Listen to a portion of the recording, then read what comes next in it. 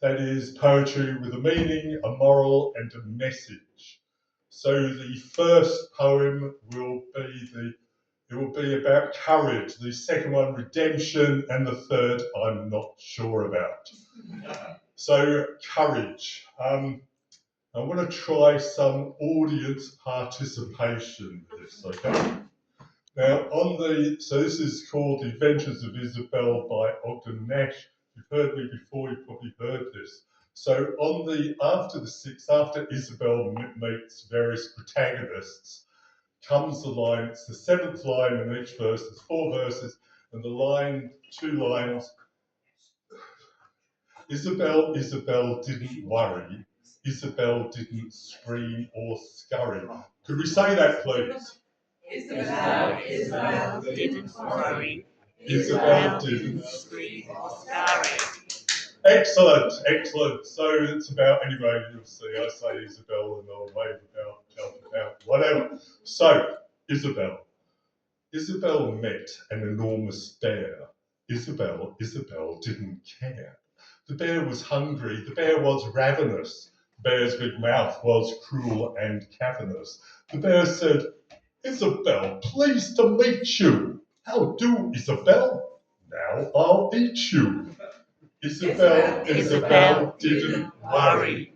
Isabel didn't scream or scurry. She washed her hands and she straightened her hair up. Then Isabel quietly ate the bear up. Once in the night, as black as pitch, Isabel met a wicked old witch. The witch's face was cross and wrinkled. The witch's gums with teeth were sprinkled. Ho, ho, Isabel! The old witch crowed. I'll turn you into an ugly toad. Isabel didn't worry. Isabel didn't scream or scurry. She showed no rage and she showed no rancour, but she turned that witch into milk and drank her. Isabel met an enormous giant. Isabel continued self-reliant. The giant was huge, the giant was horrid. He had one eye in the middle of his forehead. Good morning, Isabel, the giant said. I'll grind your bones to make my bread. Isabel didn't worry. Isabel didn't scream or scurry. She nibbled the zwei back, which is a kind of cookie, but I use the actual word, I usually say cookie, but it's zwei back in the actual poem, okay? She nibbled the zwei back that she always fed off, and when it was done, she cut the giant's head off. Isabel met a troublesome doctor. He pinched and he punched and he really shocked her. The doctor's talk was of coughs and chills, and the doctor's satchel bulged with pills. The doctor said unto Isabel, take this, it will make you well. Isabel didn't worry. Isabel didn't scream or scurry. But she took those pills from the pill concoctor, and Isabel calmly cured the doctor. People of Lanny and beyond, unleash your inner Isabel. Face your friends, face your foes, face your greatest fears, for you have more power than you can possibly imagine. But before you embark on your next escapade, may I just say, it's just a suggestion, okay, but maybe, perhaps, you should reconsider the whole killing and cannibalism thing, okay? I'm just saying, but bears, witches, giants, and yes, even doctors are people too.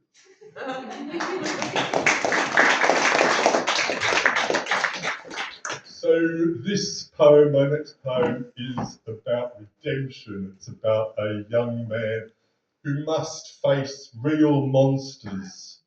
And by doing this, by facing real monsters, he is able later in life to face the more metaphorical monsters that we all face. This is written by the Reverend Charles Lutwidge Dodgson, who was one of the most famous didactic poets of the 19th century. He also went by the name of Lewis Caroll. Ladies and gentlemen, this is the greatest poem ever written, and that's not just my opinion, people. That is a proven scientific fact. Jabberwocky by Lewis Caroll. 'Twas brillig, and the slithy toves did gyre and gimble in the wave. All mimsy were the borogoves, and the moan rafts outgrabe. Beware the Jabberwock, my son, the jaws that bite, the claws that scratch. Beware the Jubjub bird, and shun the frumious Bandersnatch. He took his vorpal sword in hand, long time the manxome foe he sought, so rested he by the tum-tum tree, and stood a while in thought.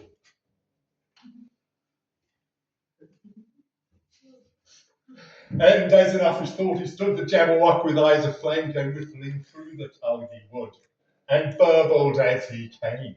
1, 2, 1, 2, and through. His vorpal blade went snack, he left it dead, and with its head he went galumphing back. And hast thou slain the Jabberwock? Come to my arms, my beamish boy. O Fragiste, Callooh, Calais, he chortled in his joy. 'Twas brillig, and the slithy toves did gyre and gimble in the wave. All mimsy were the borogoves, and the moan rafts outgrabe.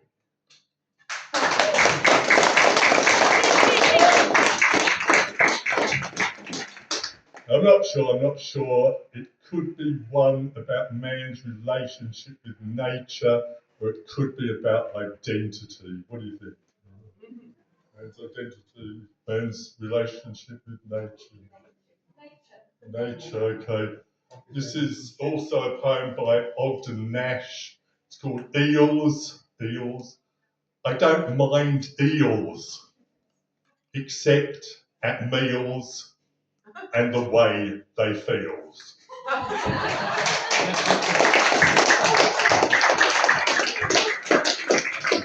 Thank you, Bill.